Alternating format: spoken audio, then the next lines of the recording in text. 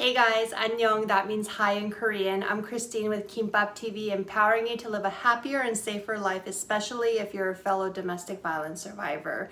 Well, today I want to show you how I make one of my favorite Korean dishes. It's called doenjeon. Actually, it's called many different things as well, but that's what I was calling it growing up. It's Korean beef patties. And it's got a few ingredients. It's relatively easy to make, so someone like myself can make it.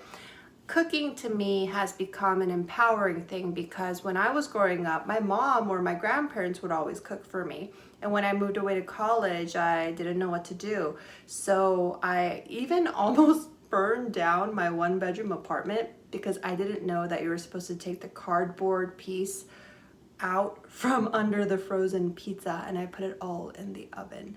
So luckily, my apartment did not burn down, but I learned step by step how to cook the things that I enjoy to eat. Today, there are a few things that I could make like this that my husband really enjoys. So let's get started. It takes 10 simple steps for me to make this dish. Step 1, cut an onion. Step 2, grate carrots. Step 3, squeeze the tofu. Step 4, add the ground beef to the other ingredients and smush them all together. Step 5, in separate bowls add flour and egg. I'm using egg whites this time. Step 6, make little patties in the palm of your hands and make them thin if possible. They cook faster and I think they're more delicious. Step 7, pour cooking oil on the frying pan. Step 8, dip the little patty into the flour first, then the egg. Step 9, fry the patties, flipping them over once or twice until they're done.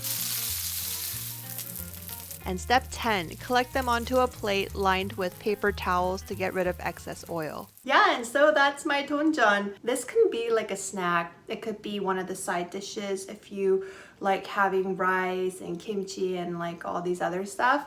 I'm actually supposed to be having a steak dinner tonight, so I'm gonna consider this a light snack and then also pack this for my husband for his work. I'm dipping it in a little bit of soy sauce. And here we go.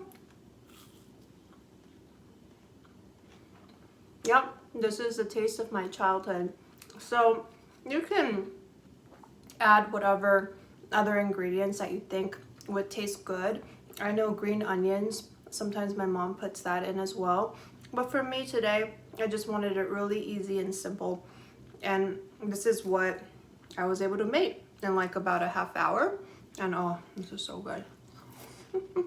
If you get a chance to make it, let me know how it turns out. Thank you so much for spending some time with me today, and I'll see you again soon. Bye.